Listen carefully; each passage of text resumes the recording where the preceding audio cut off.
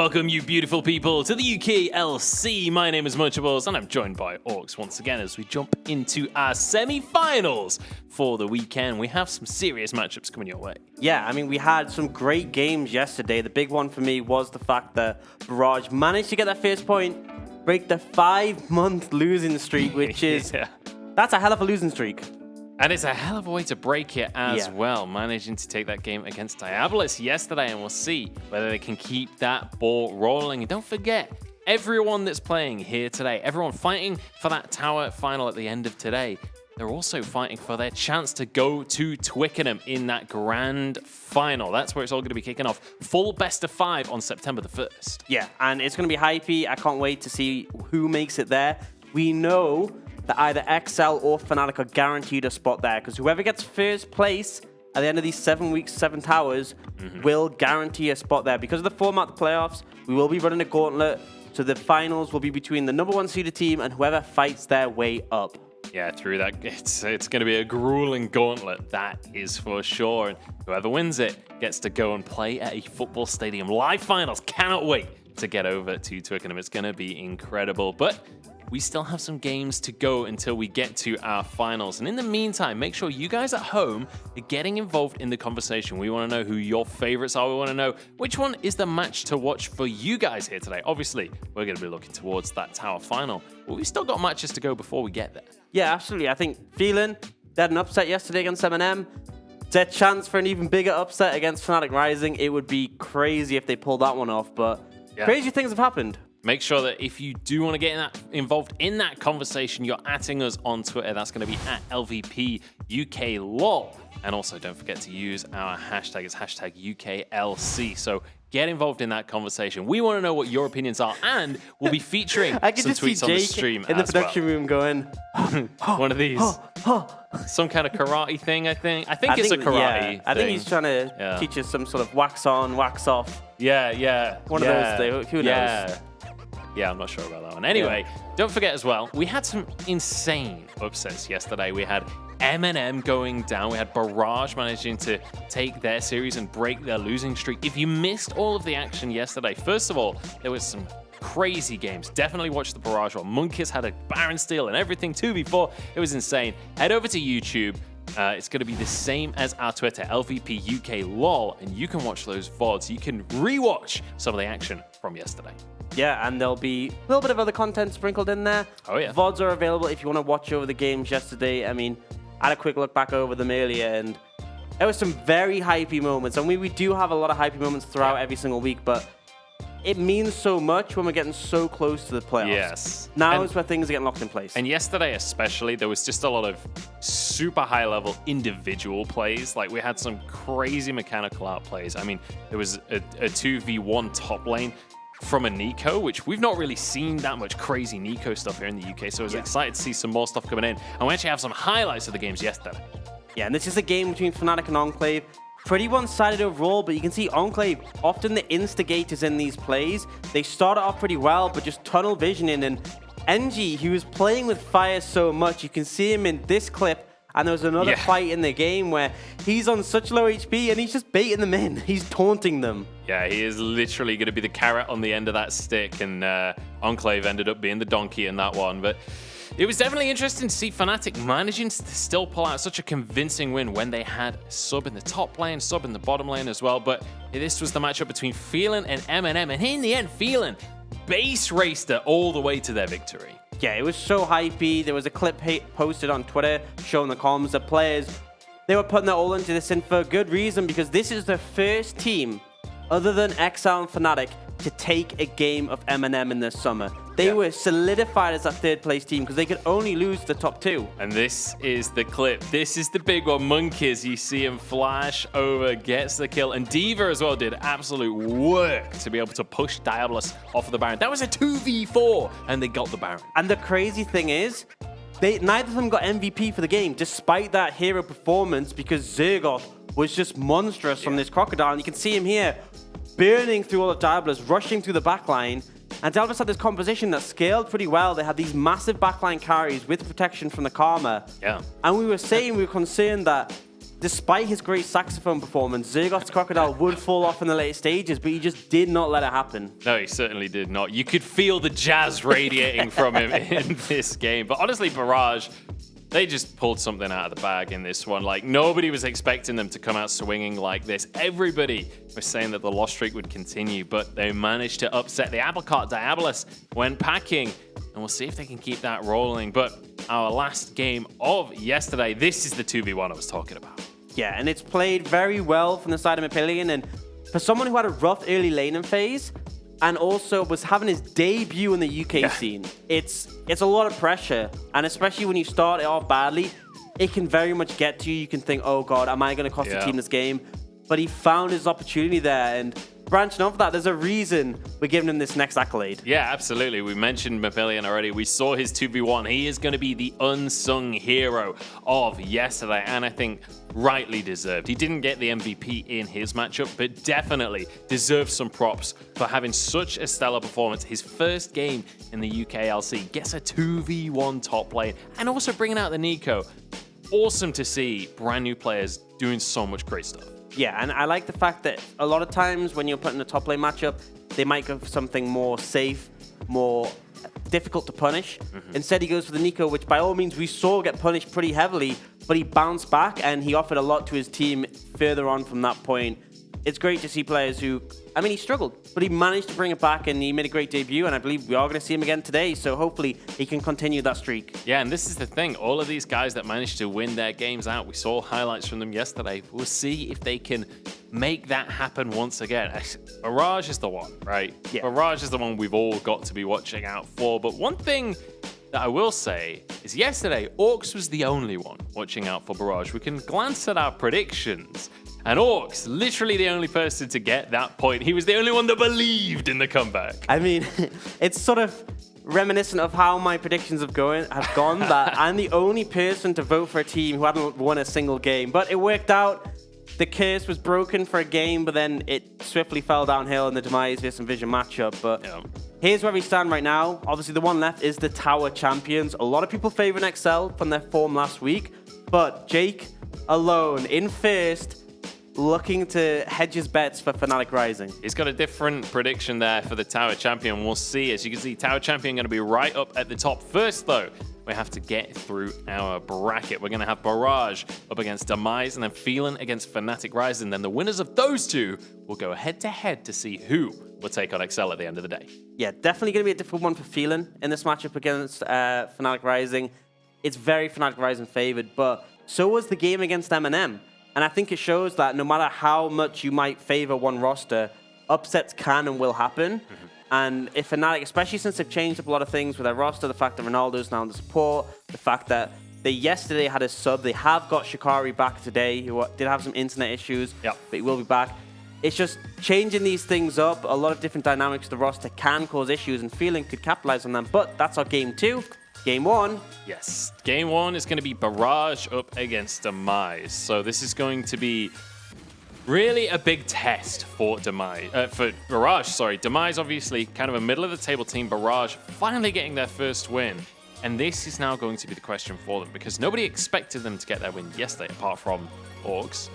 He was the one guy, and their coach, I'm sure, was believing in them too. But now they need to keep that ball rolling. Yeah, because that's the thing, is that we've talked so much about how, despite it being our second last tower, things can still drastically change. Barrage can still make 3rd place for going into playoffs, which is a huge achievement. It's a long shot, but getting some extra points from this game would make a big difference. And I think another thing is the fact that Phelan won is detrimental towards Barrage, because they managed to get that 1 point. It makes it a bit more of a contest to get to that 3rd seed spot. Let's take a look at who's going to be heading onto the Rift here today for our 2 teams. Starting with Barrage, we've got Zergoth up in the top lane, Monkeys, D.Va, Fax, and then rounding it out with Reclamation. Yeah, and then over to Demise. We have Mepillion in the top lane, returning from his debut, hidden in the jungle, Zyko mid lane, then Voxnate 80 carry, and Vigo support. Zyko, their former top laner, running with the mid at the moment, but to be honest, I feel like top and mid lane, pretty similar champ pools at the moment. Anything you can play, I can play too. Yeah. That is the sort of way it goes. To be honest, that's fairly...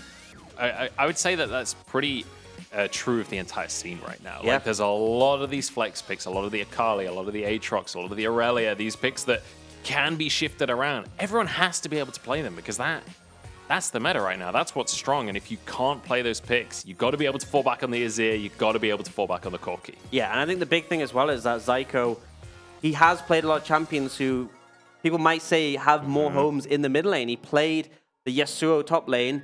We've seen a lot more of that mid or even bot lane. Yep. A lot of flexibility there, but that isn't our match up to watch for the game. No, it's not. We're going to be looking over towards the top lane for this one. We've got Mopillion, our unsung hero, versus Zergoth, the MVP from his match. So definitely going to be a spicy top lane. And, you know, Mopillion, we've been praising him. As a rookie, this is going to be a new challenge for him. Yeah, I think the big thing with Zergoth is he's a player who has a lot of history. Yeah. Coming into this split, I spoke to Shikari, and he said that Zergoth could be the best top laner in the league if he returned to his previous level. We haven't seen that. Except yesterday, he had a real shining light. His Renekton performance was massive, but we need to see a bit more to be convinced. It's not just about the points. I mean, it is a big factor. You want to be able to make it into playoffs, but getting towards the end of the season, you want to be in good form, whether you go towards playoffs or relegation. Yeah, it's a question of consistency, right? It's a question of if they can turn that into something magical. But here we go. We're jumping on into Champion Select to start off this semi-final. Barrage going to be on our blue side and Demise on the red. We'll start things off with a Yuumi ban, followed by Kiana and Yasuo. Yes, we're talking a lot of particular picks away from the Yasuo is a big one for Zyko. The Yuumi is a big one for Vigo. And Denvoxne, they've shown that they can play it with a variety of things. They had the Garen Yuumi, they had the Lucian Yuumi. A lot they can do with that pick. Absolutely. Azir going to be banned away, but so far, a lot of these flex picks we were talking about, the Aatrox, the Aurelia, the Akali, still wide open. Yesterday, we were seeing a ton of bans directed at them. Now we're seeing things change up a little bit. Yeah, I love to see this Xayah ban coming out from Barrage. I was actually talking to Munch before the show. I expected Demise to go for the Lovers duo in their first rotation because Vigo has had excellent performances on this Rakan. The Voxney has been awesome on this Xayah. Yeah, absolutely. The Xayah yesterday, honestly, was one of the strongest heroes in the game, or one of the strongest champions anyway.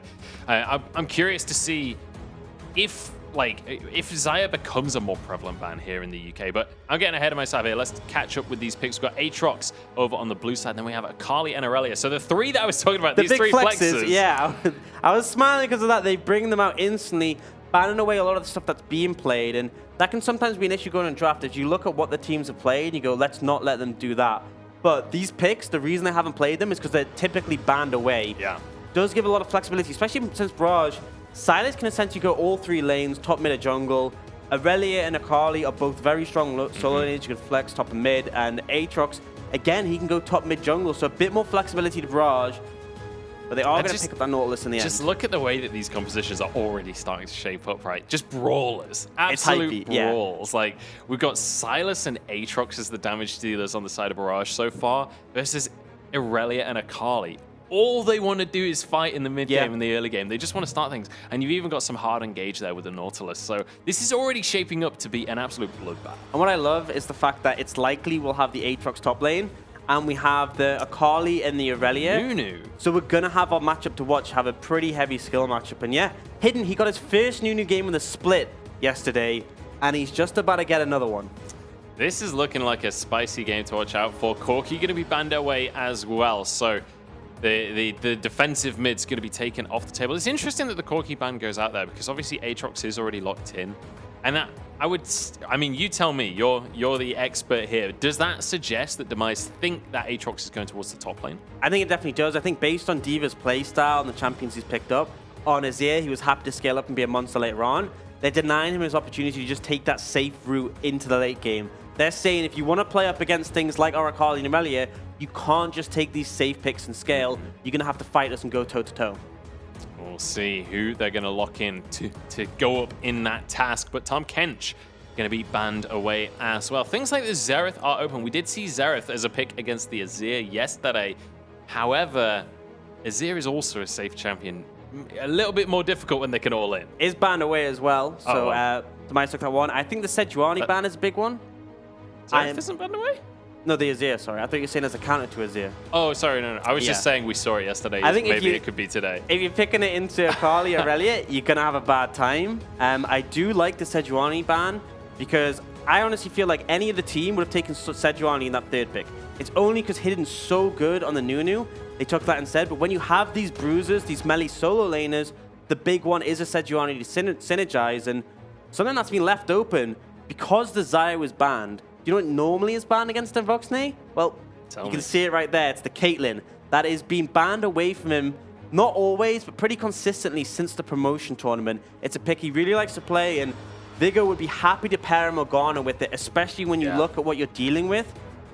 Ashe, Nautilus, a ton of CC, Morgana would go happily against that, but it is an okay matchup. Vax on this Ashe does have a reasonable range to contest with that Caitlyn. Yeah, the volleys, especially if you go with the Comet alongside those volleys, you can kind of deal with the harass a little bit by returning some of that damage back. But it's going to be a Kindred as the final lock-in. So going for the double Ranger buff there in this composition, we'll see if they can get that bonus attack speed. And it shows the flexibility because now we don't really know where the Aatrox and the Sylas are going. I expect it to be the Sylas mid lane and the Aatrox top, but it has shown that they could have been baited by thinking it was a jungle pick earlier on. And it is going to be the Morgana locked in for Viggo. Not too much a surprise. Caitlyn Morgana is so powerful because you can line up those traps. And it is something that Devoxne and Viggo haven't had a chance to play for a long time. But given the opportunity, they will absolutely look to punish. Now, I made a little bit of a TFT meme about this Kindred, but Kindred as a pick is absolutely a skill check for junglers. Yeah. It's a totally different style to most of the jungle pool. Monkeys yesterday had a couple of really great highlight moments on the Olaf, but actually had some really awkward team fights as well. What do you make of him going for something like this Kindred? I mean, I think if you pop off, it scales super well, but you have to find the momentum in the early levels. And my only concern is you're going up against Hidden's Nunu. It's something that has great objective control. Yeah. So when you're trying to pick up those camps, he can very much shut them down. But I think if anyone's going to do it, then Monk is on his peak performance, could. But even yesterday, although we had that great play from him, he didn't exactly look on fire. His early ganks were messy, to be honest. And if you do that on a Kindred, you will just fall out from being relevant in the game. Now, I want to talk about that top lane as well. That is going to be our featured matchup moving into this game. Zergoth going to be on that Aatrox up against Mapillion on the Akali.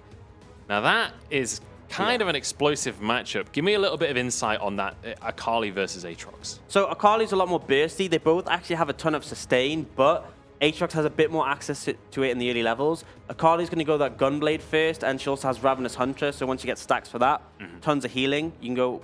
You can't really poke each other down. But the all-ins, with Akali, it's about getting Aatrox to the kill sort of percentage of HP. That second ult charge, it's an execute. And we saw some great 1v1s. I believe it was Rengus who played it. And he got outplayed himself. There was a massive flash away. And that's the big thing for me, is that if you don't manage to land that second charge of the ult, or if you use it when they're a bit too high on HP, Akali just runs out of damage.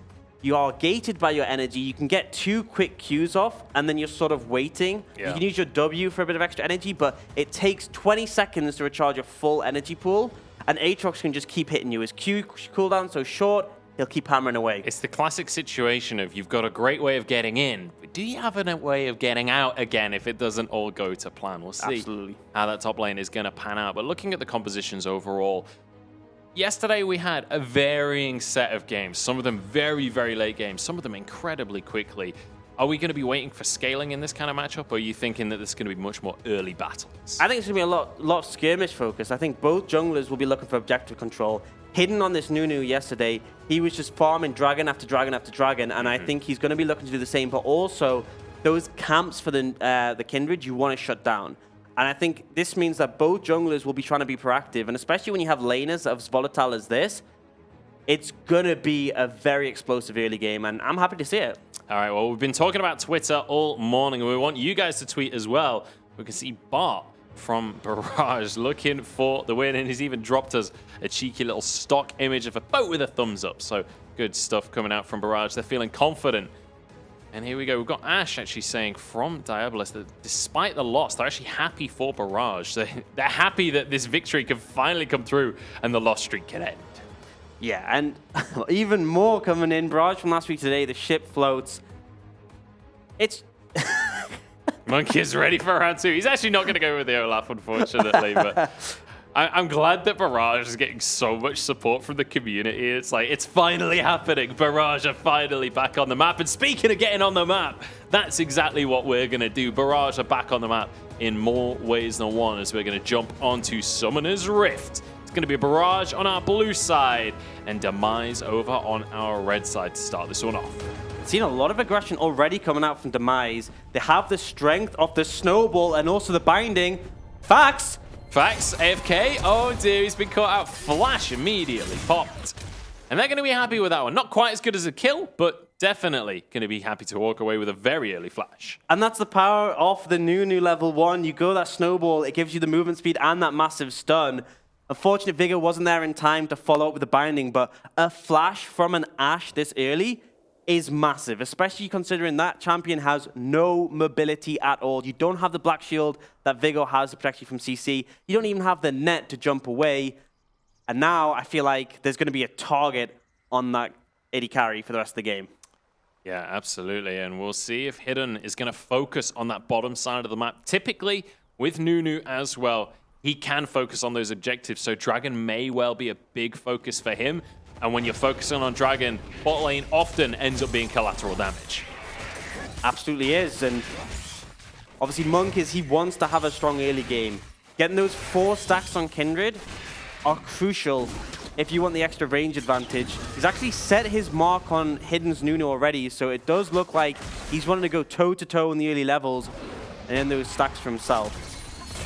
Well, Vigo feeling good getting the first binding on into Fax. That would have been his second binding on Fax if Fax hadn't flashed out from the first one back in the jungle already. So Vigo feeling good in this one. And Den Voxnay is going to have so much fun in this lane. When you're the Caitlyn in the Caitlyn-Morgana combo, it's so comfortable. You get to just CS away, position aggressively, make sure your headshots are getting onto that Ashe, and you just get to chill.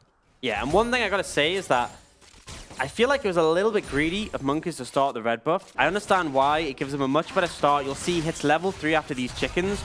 Puts him in a good situation. But it meant Fax and Reclamation had to help him out, give him a leash.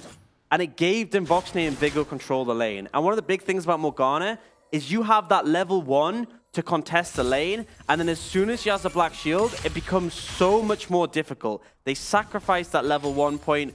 Reclamation now has to wait for the black shield to be down before he can really look for an engage, and going to make things quite a bit more difficult. Certainly will. Hidden actually double stacking on these camps right now. He's going to be able to get on through. Needs to drink up at this point, but should be able to get through the jungle quite comfortably. And Nunu has always been fantastic at just farming away in that jungle. If he's left to his own devices, he will devour those camps in seconds. Yeah, and he's had a pretty healthy full clear right now. He's heading over to the Scuttle Crab. Should be able to pick this up. And you can see on the opposite side of the map, Monkeys is taking his own. So both junglers not being too interactive with each other as of yet, but now they have that level 3 available. This is the point where things can start to get interesting. We'll have to see how they decide to move from there. Monk is instantly heading over into Hidden's jungle, and those golems are still available. And they are a very high value camp. They give the most XP out of any camp available in your side of the jungle. So for Hidden to lose those would be a pretty big hit. Yeah, we'll see how that's going to go. Taking a look at the CS numbers so far. Obviously, it's only 4 minutes in, so none of this is unfixable at this stage. But so far, Zergoth starting to build himself a lead. He's already head back to base, so going to be using that lead. And actually, because of the position of the wave, doesn't even need to teleport, but Hidden heading on into this bottom lane. Vigo actually flashing forward. Ignite goes down as well, and immediately first blood. Reclamation now in a whole heap of trouble. The root is there. Flashes away to safety. And Hidden's not even needed for that play. He was just a distraction. They saw the snowball coming in, and it blocked. It meant Reclamation had to block.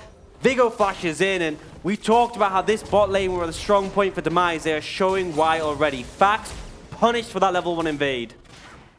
Absolutely, and the strength of this lane as well. If you can land the binding, the follow-up Caitlyn has for the CC is just so difficult to deal with. Yeah, and you get the extra damage from the headshot if you use the trap. Oh, the Voxnay Black Shield's there. And actually manages to get the gold from the turret plate, even though he wasn't attacking anymore. Does manage to get that on the way out. So literally perfect situation. And the big thing here is look at the items Fax has right now. couple of long swords. Not great to recall on, especially as he went Doran Shield early because of the poke. So he has very little AD already in his build, whereas Voxnay has a Doran's Blade for that extra little bit of AD, but also picked up that BF. He's going to be doing so much damage per auto that although Ashe can match his range, auto for auto, you're just going to lose every single time. And especially with the Morgana there on top of everything else. Like, yeah, he's going with the Comet, but Black Shield in an extended fight, the Comet literally won't do any damage through the Black Shield. And if that's being used to block Reclamation CC at the same time, it's just a perfect situation for Voxnay. Yeah, and that's why Morgana is so oppressive as a counter pick and great to be seen here. Against other mages, you can struggle a bit. But against the Nautilus, if you can't use your CC, if you can't engage, you offer nothing to the lane. You're just a meat shield. Whereas even if you can't land the binding, Vigo can still help Voxnay by auto-attacking Fax whenever they trade. And 2 autos tends to be 1. Smite comes out from Monkeys to get that Scuttle Crab. It looks like Hidden does want to fight for this one. He'll have to back away in the end. Vigo was there to support him, but that would have been a 2v3. Very aggressive from him. But ultimately, Kindred gets the mark. Yeah, shows the confidence from the Nunu, very tanky here, but a great takeaway from Monkeys.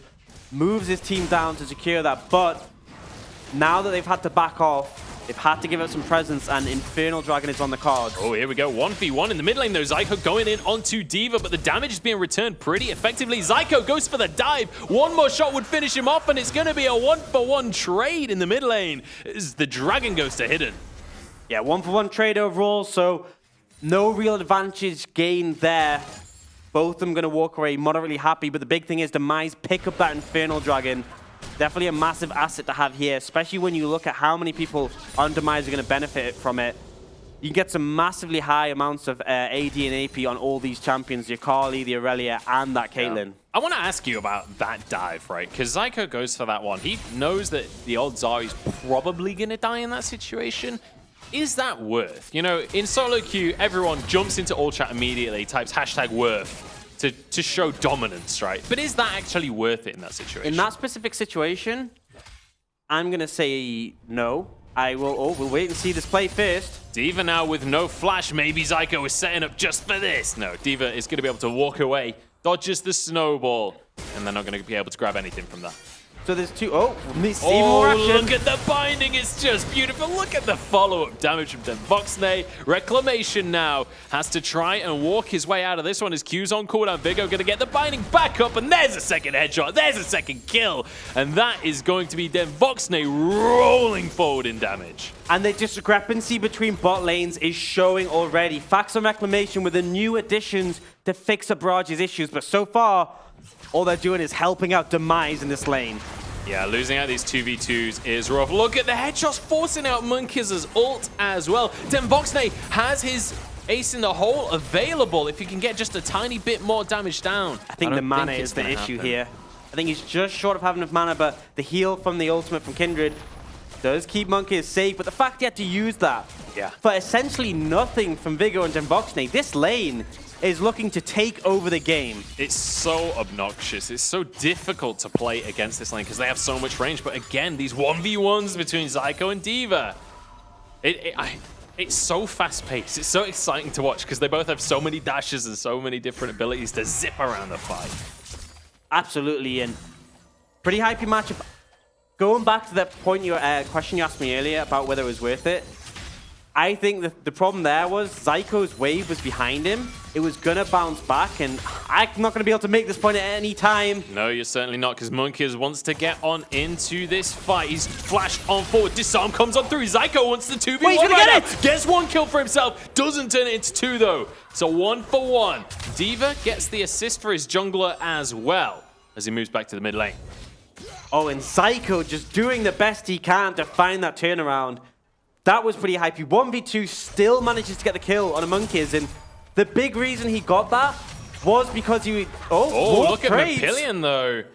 He's going to walk away. I thought that was just going to be a comfortable walk away for Mappilion. That was a lot closer than I was expecting it to be. I've got no time to talk. There's just constant action in this game, and honestly, I love to see it. Fast-paced game. Both teams trying to make the most out of these early games. We did say it would happen, but my concern still is for Barrage. Their bot lane. they've had to move them topside because of how much they're struggling here. They're essentially just sacrificing this tower and trading it for a Rift Herald. It's not a great trade, but at this point, you have to understand they are forced into this. They just cannot go head-to-head with Demoxnay and Vigo. Yeah, beggars can't be choosers at this point, so they're going to go for the alternative consolation prize up in that top lane. And this tower will go down in the end. And Zergoth now going to see if he can withstand the wrath of Demoxnay and Vigo, but that is certainly no mean feat. He's going to have his work cut out in this bottom lane. Absolutely, but tower down, and now Demoxnay and Vigo, they've put a lot of vision control in the red side jungle of Barrage. That's essentially just uninhabitable areas for the Barrage team. They cannot go there without massive risk, but they've taken that Rift Herald. They might well be looking mid to punish this bot lane. Oh, what a binding from Vigo. That was absolutely exceptional. The roots are there, but now teleport comes on in, and D.Va has some backup stun straight down onto Mapillion as he teleports in. Morgana's pulled back in. Vigo is going to be the first casualty of the fight, but traded immediately. D.Va jumps back on out as Munkiss falls. Mapillion in and out of the fight in a flash. Will be able to go down, though. It's traded back and forth. Once again, Zyko now the target, but all things considered, it is a 2 for 3. Yeah, Demise come out ahead, and it was an aggressive engage, but the Black Shield shut down what Reclamation could do with that depth charge. Fax isn't going to be able to defend this alone. He can try and use some volleys, but you have to be careful. 2 levels up for Demoxnay. Infinity Edge already completed. These fights have been so messy for both teams. It's been all-out brawls, but in the meantime, Demoxnay, so long range, can just chill at the back of the fight. 4-0 and 2, 400 gold and a 30 CS lead. Yes, we will have a breakdown of this team fight. You can see the Nunu comes in, and Demoxnay and Vigo, the Black Shield helps to buy them time. Vigo just goes down, but Hidden charges in. Mapillion goes for massive play on the tower, does end up taking too much damage to survive, but it's not enough for Barrage to turn things around. Demise are taking over this game right now. Yeah, and it felt like Barrage were just too split up in that fight as well. It felt like they weren't ever as a 5 in a team, whereas the opposite could be said for Demise here. But tower under siege with this Rift Herald. But I'll tell you who's under siege. Reclamation is going to get absolutely obliterated. And there's just nothing you can do once that binding lands. Absolutely. The binding lands, then the trap, and you just get blown up. Nautilus is pseudo-tanky. He needs to rely on the aftershock and the shield. If you just get locked up and blown up, you are essentially useless. You are as tanky as a cannon minion. Maybe even less at this point, and the crits from Demoxnay will blow you up. So, Reclamation, he tried to make a great engage in the last team fight, but the Black Shield meant his depth charge was just nullified, and he has not been having a good game so far.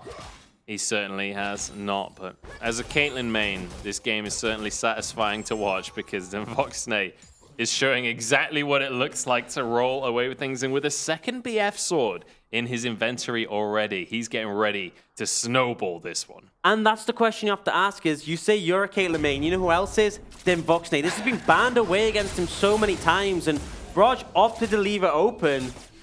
I think they have to be regretting that decision right now, but honestly, they can't do anything about it. They gave him this champion, he's 5-0. Going forwards from here, you have to ask yourself, how can you get back in this game? But this might be it. Crystalline Arrow lands onto Demoxnay. The Black Shield is a little too late, and that's now going to be on cooldown. But in the meantime, they are just going to burst down Munkiss. Hidden comes in, gets a knock onto Reclamation, but D.Va's onto the backline. Demoxnay's in trouble here. If the bounty could go down, it would be huge, but D.Va's in trouble. Ace in the hole, finish him off. In the meantime, though, Zyko going to be the target. Monkeys went down as well, but this is utter chaos, and Demise are coming out on top. Once again, Reclamation trying to walk away, desperately trying to survive. Once again, it's not a perfect fight, but it goes the way of Demise. Yeah, 3 for 1. You gotta be happy with that, especially since the engage came out from Barrage. They go a little slow on the Black Shield, but even then, D.Va just did not have enough damage to solo kill Demoxnay, even with the Akali ult. And that Caitlyn, it's such an issue. It's the right idea to try and focus him down, but when it doesn't work, you're just giving him more gold. 6-0 now with a 650 gold bounty. I think he's just going to be able to recall and get an Essence Reaver, 2 items, when Fax has only just finished his first. That's a massive difference. Yeah, and it becomes a real issue when, you know, Fax got a great ultimate there onto the likes of Demoxnay, but the rest of the team wasn't in a position to actually capitalize on the ult, so sure, it was a great shot. You managed to hit your target, but nobody's in position, so by default, it stops being a great shot. Monkeys had to just jump over the wall and try and solo out Demise, and then instantly have to use the Lamb's Respite because he just didn't have the damage. Despite the good couple of early levels, Monkeys just hasn't been able to get that many stacks. He isn't that powerful right now, and I mean, to be honest, even if he was, compared to that Caitlyn, no one is strong. We'll have to see what can happen here. Zergoth's certainly been the shining light for the likes of Barrage so far. He's been doing well in his lane, 40 CS up. And you can see in these fights, he is doing damage. So maybe if he can just tide the team through this rough early game, because they are behind in gold. They're 5,000 down right now. But in terms of objectives, they actually haven't lost too much just yet. There are 2 Drakes down. There are 2 towers down. But they've not lost any tier 2s. They've not lost any inhibitors. It's not actually over just yet. But look at that goal difference, 3,500. I mean, I'm not saying they're not in a rough position, all right? I'm not saying that, but it is still possible. Yeah, but you've heard that old saying, better bot lane wins. If Demise come out ahead here, that will be it. But Barrage, their scaling isn't awful. They have a lot of tools to deal with Demise. The Lamb's Respite can mean they can survive against the all-in pressure of Zyko and Mepillion, but still, that Caitlyn is always going to be an issue. They need more time. This gold lead is massive. 6,000 at 16 minutes is tough to deal with, but 6,000 at 30 minutes is a completely different beast. So they need time and just not to give too much away to the side of Demise. Yeah, we'll see how they're going to be able to buy that time that they so desperately need. Zergoth positioning relatively aggressively, but he doesn't actually know where Demise is. They're going to be just clearing out even more vision, making sure that this vice-like grip Demise has on the game will remain exactly that way. Dragon will be spawning very shortly. I believe it's a second Infernal as well. So very comfortable position for Demise. And Barrage really don't have anything that they can even trade for that objective. Yeah, I mean, Baron's not even up, and even if it was, that would be suicide to go for it. They essentially have to give this one up as a freebie, but maybe do top tower here. Yeah, they are looking there. It would be a good objective. Mepillion's nearby, but he's decided this is not something that he can defend, so Fax should be able to DPS this one down just about in time. They're giving up. Back away. They're too scared of what Demise can do. I think realizing that they can get it on the next minion wave here and allowing the solo gold, I think that's the goal anyway. But in the meantime, this tier 2's being sieged in the mid lane. And Demise just destroys towers. You didn't have to walk in front of that, He actually took that one on purpose. You could have just missed it. You didn't have to use your black shield. He's practicing his fielding skills, man. He's showing that he can catch. Doesn't matter what the distance is. And takes it instantly. We do have a little pause there, unfortunately. But yeah, I think they wanted to go for that top tower. They couldn't even get that because they were so scared of what Demise could do. And as soon as they finished that dragon, they started pushing down the towers. Rough spot to be in for Barrage. Certainly a rough spot, and Monkey's disconnected from that one, I believe, so hopefully he'll be able to get everything organized again. But we can take a couple of looks at some replays here as Fax.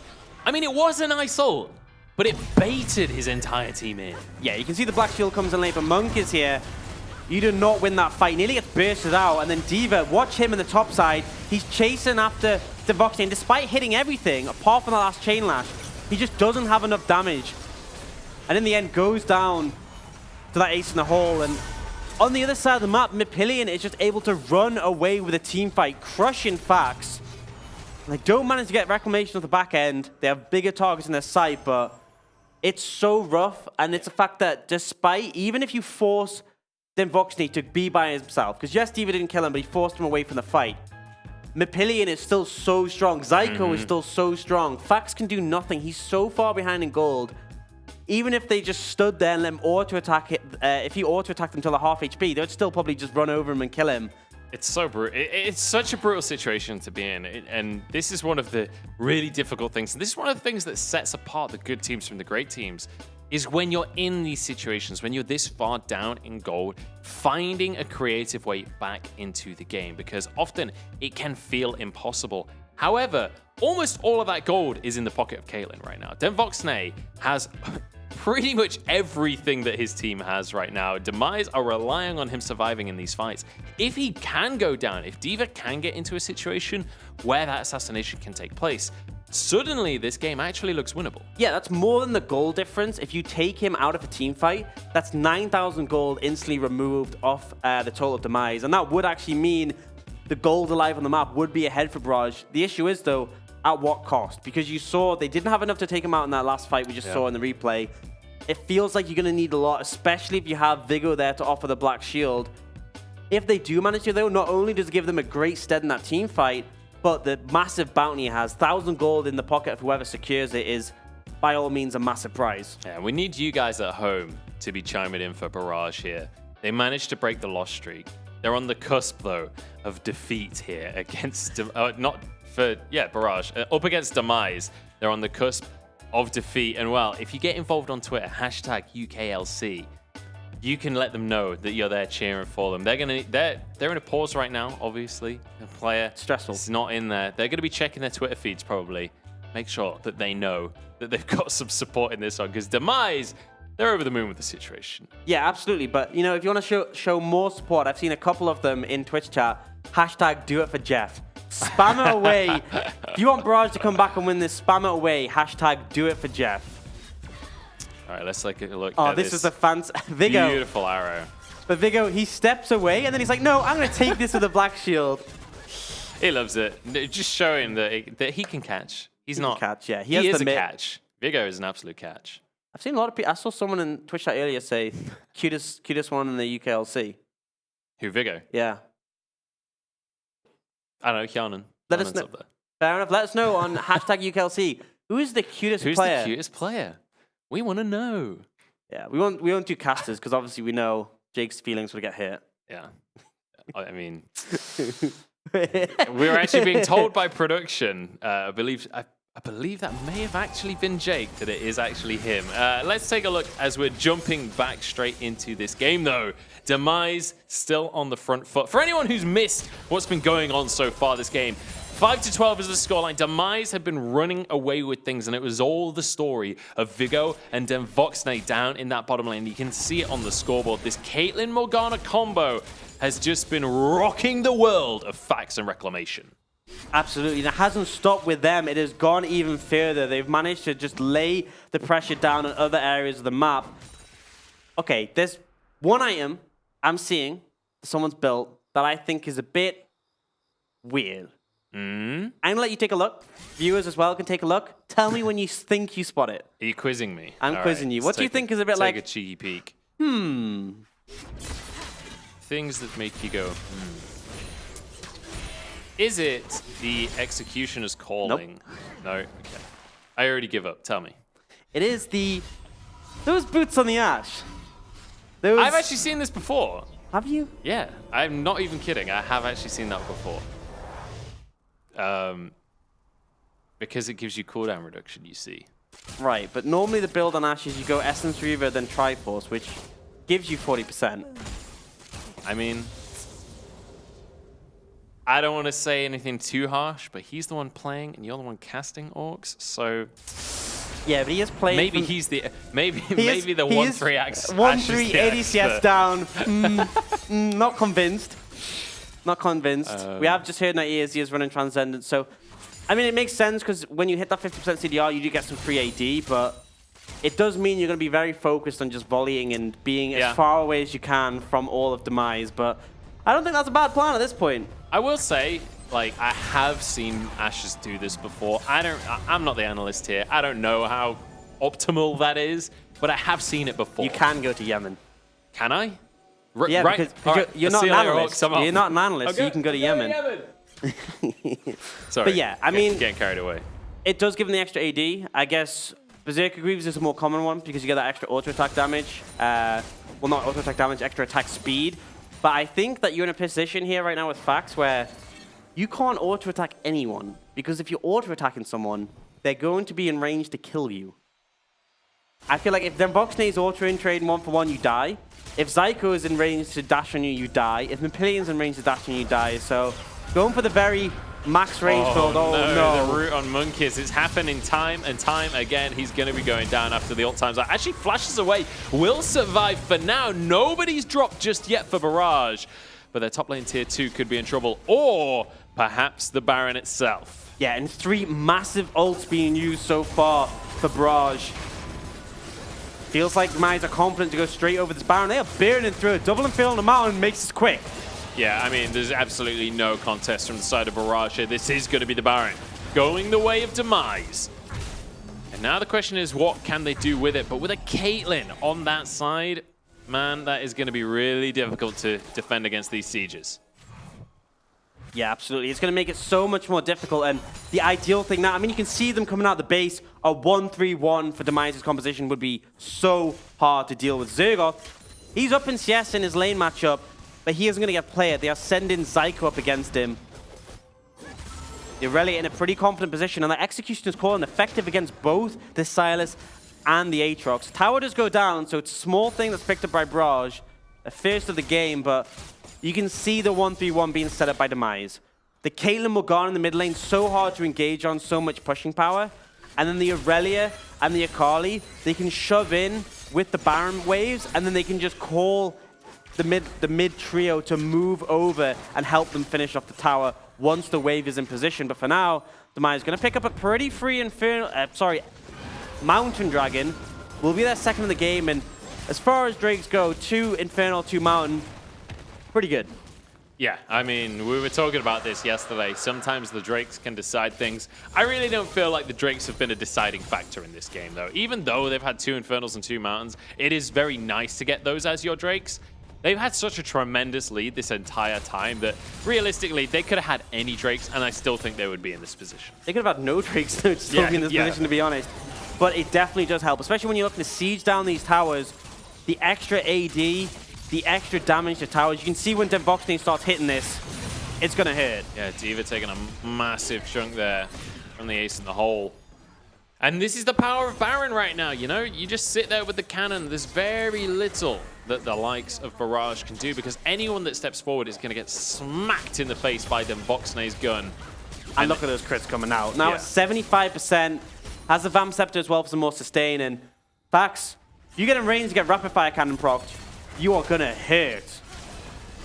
And now the siege continues onto this bottom lane, in this top lane inhibitor, sorry. Reclamation tries to go for a hook, but hits the minion. The Black Shield is now down. This could be the one opportunity Barrage have to make an engage. But it looks like they aren't confident on that front. And they will just send Fax back to base to heal up. Oh, Mapillion, though, could be the target. Not going to commit to this one. D.Va just trying to find some kind of situation, and once again, they clash against this turret. It's going to fall down. Teleport now being channeled over towards the top side as Absolute Zero does some damage onto the team. That's going to be one player falling to start things off, but Fax actually just get a kill for himself. In the meantime, Vigo having to flash away, but they can't quite finish these kills, and Devoxney still alive. Mapillion still alive. Monkeys is going to go down. Fax has nowhere left to run. The fountain is the only place, but there's no way to make it. That's an ace. And it's going to be game for Demise. And as quick as the hype boat was alive for Barrage, it is shut down, it is sank, and Demise, they crushed them in our first semi-final of the day. Unbelievable performance coming out from Demise. The Reapers are calling for you, Barrage, and they're going to take this game and move on into our bracket final for the day. And in such a dominant fashion as well.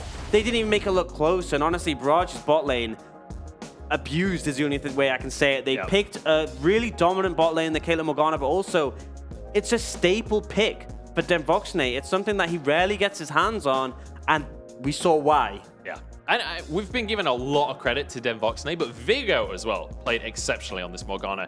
His bindings were on point. He set Devoxney up for this success, because the Caitlyn in that lane can't win the lane by herself. But if Morgana lands the bindings, if the Black Shields are on point against the Nautilus, that is where that lane becomes something magical. Yeah, and I think, honestly, the whole team played well around that. I think particularly, I like the coordination. They came out with a Baron. They instantly spread in that 1-3-1. And then they moved the 3 over to where Mapillion was. And I let Zyko take that bot tower alone. Really playing well as a team. And I think that's my big sort of praise to Demise throughout the summer UKLC split. Not just that, oh, they have some good players, but they seem like a coordinated team, which it's not what you always expect when a new roster comes up from the promotion tournament, but they really show that they very much deserve a place here. A little bit heartbroken for Barrage as well. The loss streak is back. They're on a 1-game loss streak now. I don't want to say it's the beginning Not of the for another end. 5 months. Not like this. Anyway, we're going to jump into a quick break. Do not touch that browser. We'll be back in a few minutes' time for semi-final number 2.